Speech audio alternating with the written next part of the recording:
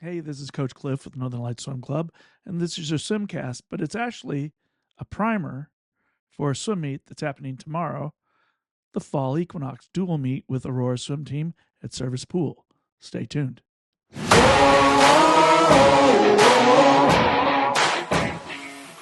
All right, the Fall Equinox dual meet is going to be held at Service Pool. That is 5577 Abbott Road in Anchorage, 99507. Warm ups start at 10 a.m., but we'd like you there at 9:45 so we can get you ready. Races start at 10:45. A quick note for the 8 and under events. We have 4 8 and under events in the meet. They're all 25s, and they're interspersed throughout the meet, kind of towards the front end of the meet. These events will all be starting at the end that doesn't have starting blocks. That's right. They'll be starting from the end opposite of the starting blocks and racing towards the starting blocks. All races finish at the end that has the touch pads and the starting blocks at them. There is a distance event tomorrow. It is the 500 free. It has a check-in that is required so that we make sure that we have everybody there. There will be a sign-in sheet on a table near the computers on deck. Swimmers can come to the coaches and we'll direct you to those sign-in sheets so that media admin knows that you're going to be swimming that 500 free. If you don't sign in, you'll be scratched from the 500 free. So let's make sure you get signed in. Okay, so a quick note, and don't take this personally, but only coaches, swimmers, and meet volunteers are permitted to be on deck. If you're not helping out in the meet, and you're not a swimmer in the meet, and you're not a coach in the meet, you need to stay up in the bleachers. Thank you.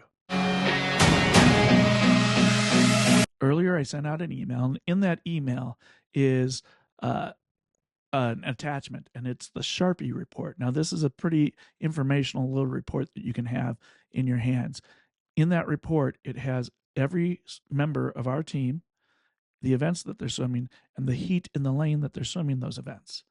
So, for instance, the 50 free might have 14 heats in it.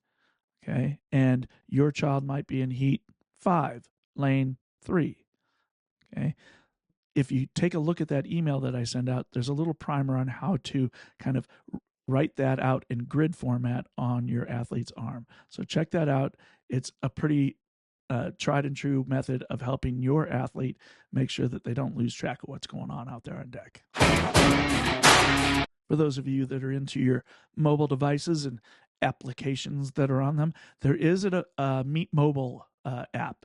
If you look for it in your Android or iPhone store, it's there. It's called Meet Mobile, and it's put out by the Active Network, I believe. And in that application, you're able to actually see all the information that is also in the Sharpie report. So if you're more into having that information kind of in the palm of your hand, that's definitely the way to go. It'll have all of the information, heat, lanes, kind of a timeline as well. Check that out if you're into that sort of thing. What do I send my swimmer to the meet with? What should they have with them? Well, the timeline of the meet is only about 4 hours, including the warm-up. So you want to make sure that you send them with a little bit of a snack, water bottle, suit, goggles, cap, and a Sharpie, referred to the Sharpie report before. If they have their own Sharpie with them, that's really helpful to get their information on their hands. In fact, you can get that done ahead of time if you really want to. So suit, goggles, cap, Sharpie, and then some warm clothes, get warm. Some dry towels, you're going to want more than one. And if you have a deck parka, it's a great thing to have at a swim meet. It'll help keep your athlete warm. If you're looking for NLSC gear and deck parkas and the like, you can check out the swim outlet store for NLSC AK. There's a link on the website.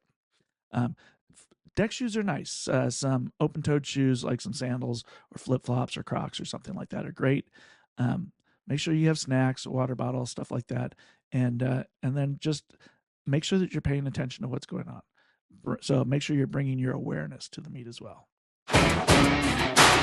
Prior to the first event starting, we do a team cheer, and you will hear a whistle that sounds something like doo doo doo.